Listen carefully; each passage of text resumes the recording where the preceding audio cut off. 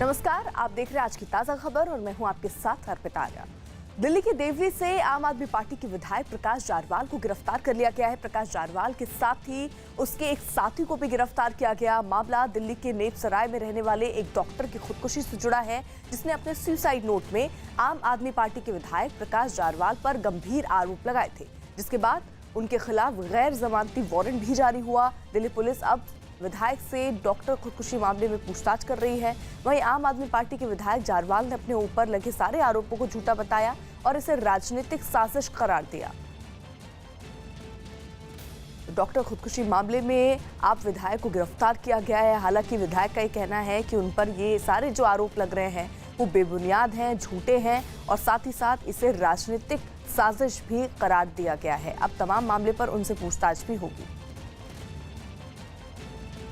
Case मेरे ऊपर जो आरोप लगाया, मैं बता दूं, बेबुनियाद है, झूठा है। मुझे फंसाने की कोशिश की गई है, क्योंकि मैं जल बोर्ड में जो टैंकर माफिया था उसके खिलाफ पिछले 5 साल से लड़ रहा था और मैं जो चुनाव जीत कर आया था तो मैंने खूब पानी की लाइनें बिछाई एरिया में और जितना मैं कर सकता था मैंने एरिया के लिए, अपने क्षेत्र के लिए देवली संगम बिहार में पानी की सोनिया वाइट लाइन बिछाई।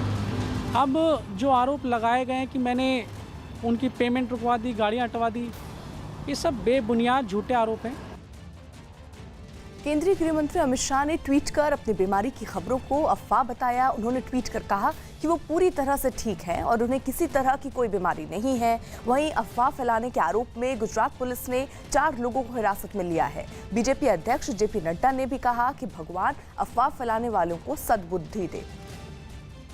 हालांकि लगातार ट्विटर पर इस तरीके की बातें चल रही थी कि अमित शाह काफी दिन से दिखे नहीं हैं, उनकी तबीयत ठीक नहीं है, वो अस्वस्थ हैं और इसी को लेकर अमित शाह ने एक ट्वीट किया जिसमें उन्होंने लिखा कि पहले तो वो उसका जवाब नहीं देना चाह रहे थे क्योंकि वो काम में बहुत बिजी थे। अफवाह की जानकारी जब उनको मिली उसके बाद जब उनको उनके अपनों और उनके शुभचिंतकों का फोन आने लग गया, उसके बाद अमित शाह ने इसको ट्विटर पर बताया कि वो पूरी तरह से स्वस्थ है।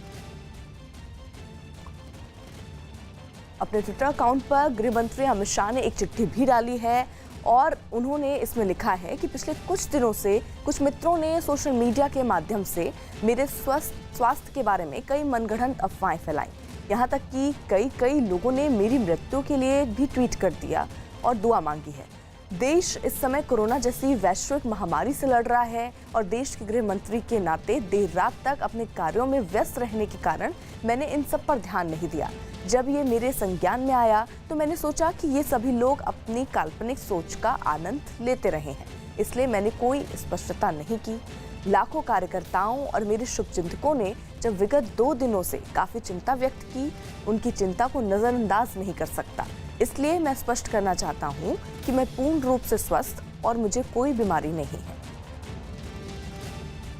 कुछ लोग हैं जो अमित शाह जी ने जब से धारा 370 हटाई, जब से राष्ट्रवाद के पथ को आगे बढ़ाया है, तो कुछ लोग उनके खिलाफ साजिश करते रहते हैं और ऐसे लोगों ने इस तरह की साजिशन अफवाह फैलाई है, झूठ फैलाया। जब देख रहे हैं कि रोज प्रधानमंत्री के साथ बैठक में अमित शाह जी रोज काम कर रहे हैं, तब भी इस तरह की झूठी अफवाह, ये मैसेज जो है फेक मैसेज नहीं है, ये हेट मैसेज है। हिजबुल मुजाहिदीन के सरगना सैयद सलाउद्दीन ने कबूल किया कि भारतीय सुरक्षा बल की कार्रवाई में आतंकियों को बड़ा नुकसान हुआ। पिछले कई महीनों से भारतीय सुरक्षा बल लगातार आतंकियों के खिलाफ सख्त कार्रवाई में जुटे हैं और यही वजह है कि पाकिस्तान में अपने संगठन के आतंकियों से बात करते हुए सैयद सलाउद्दीन खुद मान रहा है कि इस कार्रवाई से उनको भारी नुकसान हुआ है। सिर्फ 1 जनवरी 2020 से आज तक 80 मुजाहिदीन किराम जाने कर चुके। सैयद सलाउद्दीन इतने पर भी नहीं रुका, उसने सेना को अपना दुश्मन बताया और खुद माना कि भारतीय सुरक्षा बल की कामयाबी ने आतंकवादियों की कमर तोड़कर रख दी है। रियलिटी ये है कि इस वक्त का पलड़ा भारी है।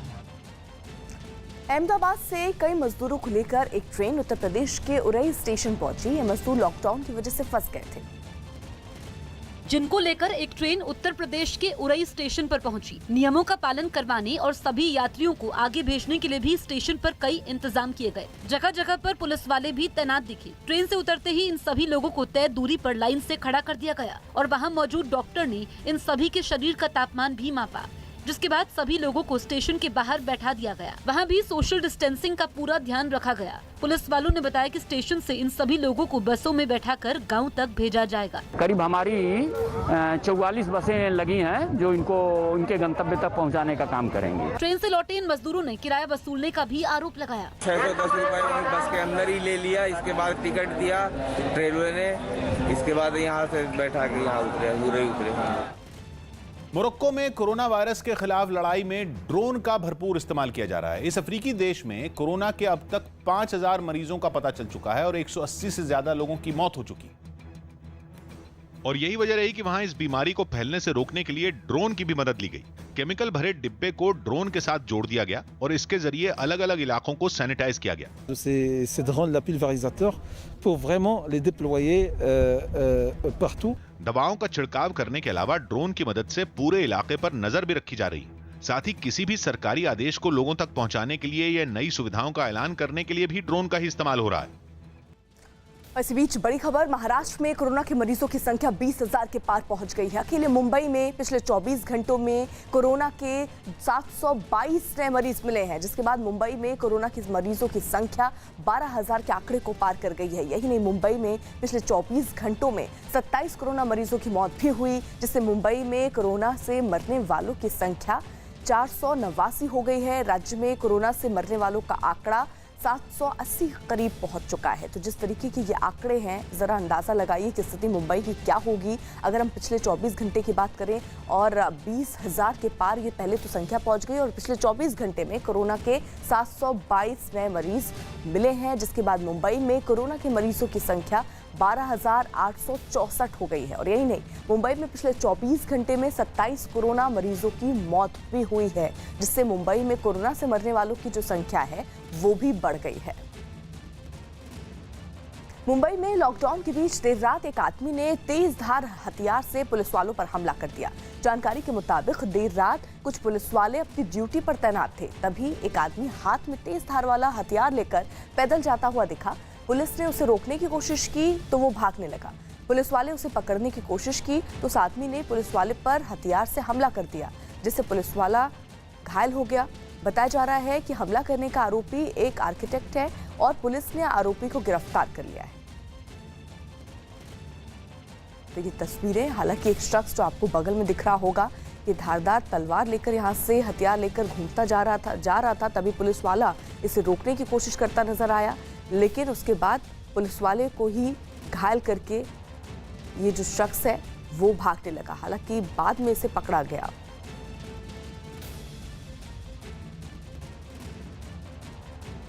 अयोध्या में राम मंदिर निर्माण के लिए बने श्री राम जन्मभूमि तीर्थ क्षेत्र ट्रस्ट को दान देने वालों को आयकर में छूट देने का फैसला किया गया है।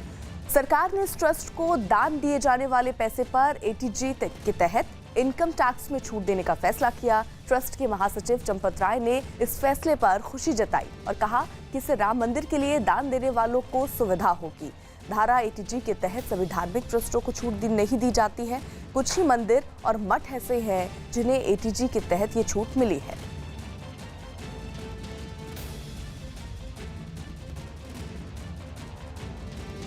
ट्रस्ट की एप्लीकेशन को इनकम टैक्स डिपार्टमेंट ने सेक्शन एटीजी 2B के अंतर्गत एलिजिबल पाया है, इसलिए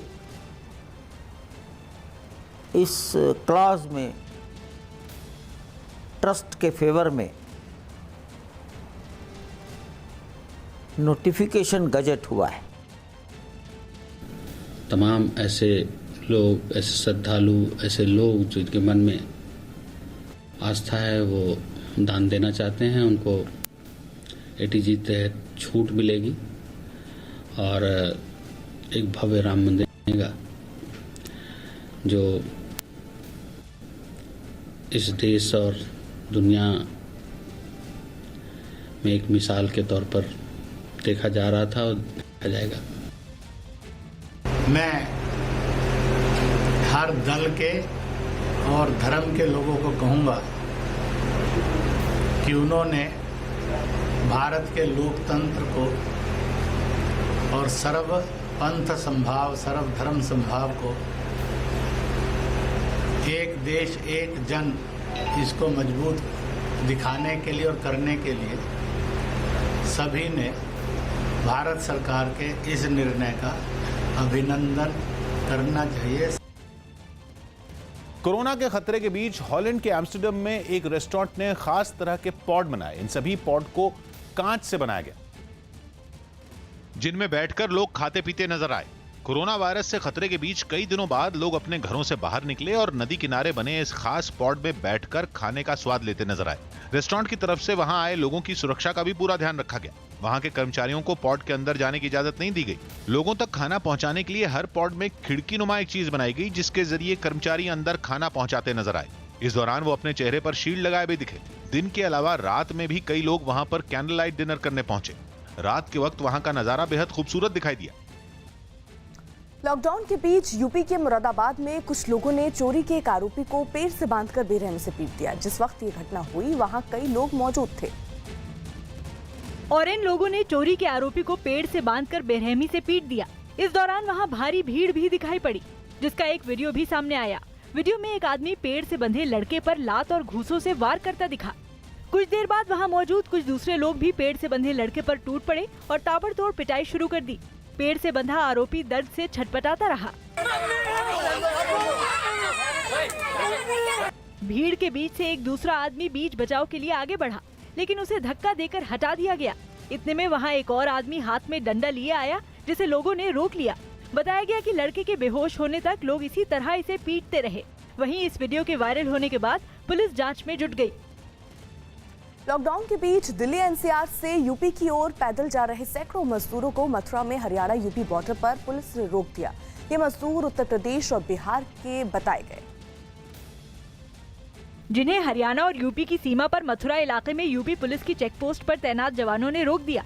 ये वो मजदूर हैं जो दिल्ली एनसीआर से अपने गांव जाने के लिए पैदल निकले थे। किसने आपको रोका यहाँ पर? पुलिस वालों ने रोका हमको, तो हम पैदल चल रहे थे। हम क्यों रोका, कुछ बताया? पता नहीं साहब, कोई नहीं बता रहा। इतनी बड़ी संख्या में मजदूरों के बॉर्डर पर पहुंचने की खबर मिलते ही वहां मौजूद पुलिस के जवानों ने बैरिकेड लगाकर लोगों को आगे जाने नहीं दिया। इसके बाद इसकी सूचना आला अधिकारियों को दी गई। खबर मिलते ही कई अधिकारी भारी पुलिस बल के साथ मौके पर पहुंचे और लोगों को समझाने की कोशिश शुरू कर दी। हरियाणा और यूपी के बॉर्डर पर अपना फोर्स लगाए हुए हैं। ये जो मूवमेंट हो रहा है, इसको क्योंकि लॉकडाउन में ऐसा वाला मूवमेंट प्रतिबंधित किया गया है। घंटों चली बातचीत के बाद प्रशासन ने इन मजदूरों को क्वारंटीन सेंटर भेजने के लिए मना लिया। इसके बाद सभी लोगों के नाम नोट किए गए और फिर एक एक कर सभी का तापमान मापा गया। मुंबई के नए बीएमसी कमिश्नर इकबाल चहल ने कोरोना से प्रभावित धारावी का दौरा किया। एशिया की सबसे बड़ी झुग्गी बस्ती धारावी में इकबाल चहल ने कोरोना के हालात की जानकारी ली। वहां उन्होंने अधिकारी से पूछा कि धारावी में कोरोना फैलने से रोकने के लिए क्या व्यवस्थाएं की गई हैं। इकबाल चहल को 2 दिन पहले ही प्रदीप परदेसी को हटाकर बीएमसी का कमिश्नर बनाया गया है। यूपी के मथुरा में कुछ लोगों के साथ मारपीट का एक वीडियो वायरल हुआ। इस वीडियो में दिखा कि एक सुनसान जगह पर कुछ लोग एक बुजुर्ग की डंडों से बेरहमी से पिटाई करते दिखे। वीडियो में दिखा कि जमीन पर पड़े एक बुजुर्ग पर एक शख्स तेजी से डंडे बरसा रहा है। यही नहीं, वीडियो में कुछ और लोग भी दिखाई पड़े जो एक दूसरे आदमी को पीट रहे हैं। पुलिस ने वीडियो सामने आने के बाद 4 लोगों को गिरफ्तार कर लिया। हालांकि उन लोगों की पिटाई किस लिए की जा रही थी, इसका पता नहीं चल पाया है। तो पुलिस ने 4 लोगों को हालांकि इस मामले में गिरफ्तार किया है। यूपी के मथुरा की तस्वीरें आप देख रहे हैं। ये वीडियो जब वायरल हुआ उसी के बाद पुलिस ने कार्रवाई करते हुए अब जल्द से जल्द इन लोगों को गिरफ्तार करके आगे की कार्रवाई की बात कही है। संबंध में थाना बड़थाना पर मुकदमा पंजीकृत कर लिया गया है। 8 लोग इसमें नेम्ड हैं, 5 अज्ञात हैं। 8 नेम्ड के अंदर से 4 लोगों को गिरफ्तार कर लिया गया है, जिनमें से 3 महिलाएं, 1 पुरुष है। और बड़ी खबर, मुंबई में कोरोना की वजह से एक और पुलिस वाले की मौत हो गई। वहां के विनोबा भावे पुलिस स्टेशन में तैनात एएसआई सुनील दत्तात्रेय की कोरोना वायरस से मौत हो गई। अब तक मुंबई में ही कोरोना की वजह से 4 पुलिसकर्मी की मौत हो चुकी है। वहीं पूरे महाराष्ट्र में कुल 7 पुलिस वालों की मौत हो चुकी है, जो कि बेहद दुखद है, क्योंकि लगातार अगर ऐसा होता रहा तो स्थिति क्या रहेगी। दिवाकर हमारे साथ, हमारे सहयोगी इस वक्त जुड़ चुके हैं। दिवाकर, जो पुलिस वालों की मौत कोरोना की वजह से हो रही है, उसको लेकर अब क्या निर्देश दिए गए हैं, किस तरीके से और ज्यादा एहतियात बरतने की जरूरत है? देखिए, जब से पुलिस वालों के कोरोना ग्रस्त होने की या कोरोना के चलते मौत होने के चलते जो है जिस तरह से महकमे के दौरान दिशा निर्देश जारी किए गए थे वो सिर्फ अभी कागजों पर ही है। जमीनी हकीकत में अभी बिल्कुल अलग है। जिस तरह से कहा यह गया था कि पुलिस वालों को पीपीई किट मुहैया कराई जा रही है, इम्यूनिटी बढ़ाने के लिए उन्हें टेबलेट्स वगैरह दी जा रही हैं, लेकिन अभी तक उसका प्रबंध नहीं किया गया है और इसकी वजह से लगातार जो पुलिसकर्मी हैं वो कोरोना ग्रस्त हो रहे हैं, कोरोना की वजह से उनकी मौत हो रही है। और जिस पीएसआई जो कि विनोबा भावे नगर पुलिस स्टेशन में तैनात था, 3 से 4 दिन पहले उसे कोरोना के लक्षण दिखने के बाद उसका टेस्ट किया गया था, कोरोना रिपोर्ट पॉजिटिव आई थी, उसे अस्पताल में भर्ती कराया गया था और कल शाम को कोरोना से लड़ते हुए उसकी मौत हो गई है। जिस तरह से मुंबई में अगर देखें तो 4 मौतें हुई हैं और इसके अलावा 3 मौतें अगर देखें तो पूरे महाराष्ट्र में अगर एक पुणे में, एक सोलापुर में, एक और नासिक में हुई है। जाहिर तौर पर जिस तरह से पुलिसकर्मी लगातार कोरोना के संपर्क में आ रहे हैं, कोरोना से ग्रस्त हो रहे हैं, उससे सरकार की चिंता और महकमे की चिंता बढ़ रही है और अब कड़े कदम उठाने की जरूरत है क्योंकि सुरक्षा उपकरण उन्हें जल्द से जल्द मुहैया नहीं कराए गए। जिस तरह से पुलिसकर्मी कोरोना पॉजिटिव हो रहे हैं और बड़ी तेजी के साथ हो रहे हैं तो जाहिर तौर पर ये संख्या धीरे धीरे बढ़ेगी और जिस तरह से मौतें हो रही हैं जाहिर तौर पर ये चिंता की बात है और स्थिति जो है वो गंभीर होती जा रही है। कोरोना वायरस की वजह से अमेरिका में बेरोजगारी ने सारे रिकॉर्ड तोड़ दिए। समाचार एजेंसी एपी की रिपोर्ट के मुताबिक अमेरिका में 1930 की आर्थिक महामंदी के बाद 11 साल में जितने लोगों को नौकरियां दी गई थीं उतने लोग सिर्फ अप्रैल के महीने में ही बेरोजगार हो गए और वहां अप्रैल के महीने में बेरोजगारी की दर 20% पहुंच गई, यानी वहां हर 5 में एक आदमी बेरोजगार हो गया। आर्थिक आंकड़ों के आधार पर रिसर्च करने वाली कंपनी फैक्टसेट ने अपनी रिपोर्ट में बताया कि अमेरिका में करीब 3 करोड़ 50 लाख लोग नौकरी गंवा चुके हैं, जबकि दूसरे देशों से आकर अमेरिका में छोटा मोटा काम करने वाले लोगों की संख्या लाखों में बताई गई, जिनको बेरोजगार होने वालों की लिस्ट से बाहर रखा गया है। वंदे भारत मिशन के तहत विदेश से लौटे 2 भारतीय कोरोना पॉजिटिव पाए गए हैं। दोनों लोग 7 मई को संयुक्त अरब अमीरात से केरल लौटे थे। 7 मई को ही मिशन वंदे भारत की शुरुआत हुई थी, जिसके तहत एयर इंडिया के 2 विमानों से विदेशों में फंसे भारतीयों को वापस लाया गया था। तो जो अब जानकारी मिल रही है उसके मुताबिक ऐसे 2 लोग जो विदेश से लौटे 2 कोरोना पॉजिटिव पाए गए। दोनों लोग 7 मई को दरअसल संयुक्त अरब अमीरात से केरल लौटे थे। 7 मई को ही मिशन वंदे भारत की शुरुआत हुई थी, जिसके तहत एयर इंडिया के 2 विमानों से विदेशों में फंसे भारतीयों को वापस लाया गया था।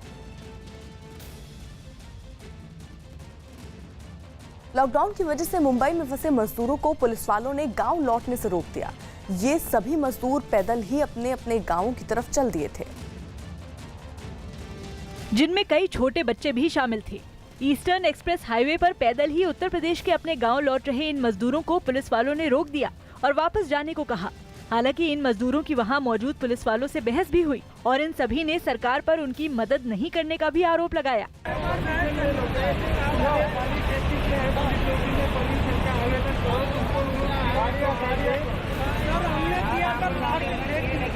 जिसके बाद ये सभी मजदूर थक कर सड़क किनारे ही बैठ गए। पैदल लौटने वालों में कई महिलाएं और बच्चे भी शामिल थे। लगातार पैदल चलने की वजह से छोटे छोटे बच्चे सड़क पर ही लेटे नजर आए। हालांकि पुलिस के समझाने के बाद ये सभी वापस लौट गए।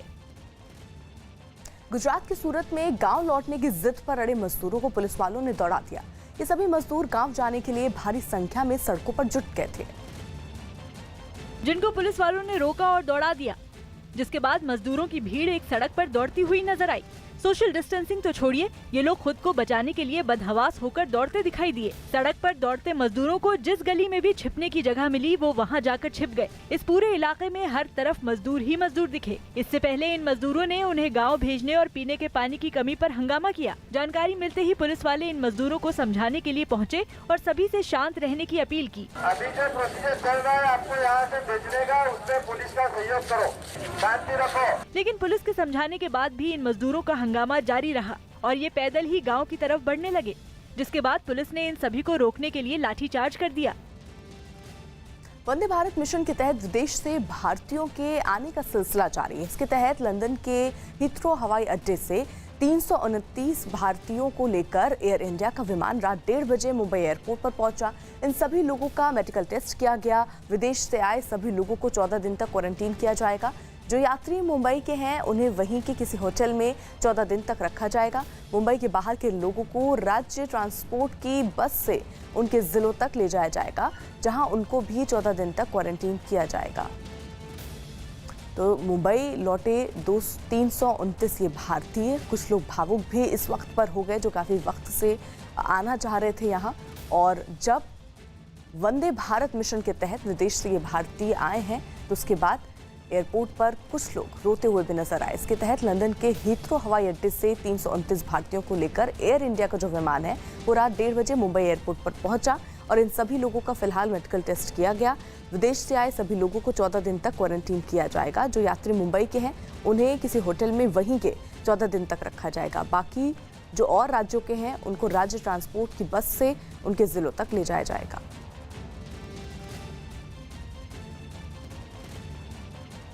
मध्य प्रदेश के नरसिंहपुर जिले में आम से भरा ट्रक पलटने से 5 मजदूरों की मौत हो गई, जबकि 11 मजदूर गंभीर रूप से घायल हो गए। बताया गया कि सभी मजदूर हैदराबाद से आम से भरे ट्रक में छिपकर झांसी जाने की कोशिश में थे, लेकिन हैदराबाद से आगरा जा रहा ट्रक नरसिंहपुर में पलट गया और इस हादसे में 5 मजदूरों की मौत हो गई।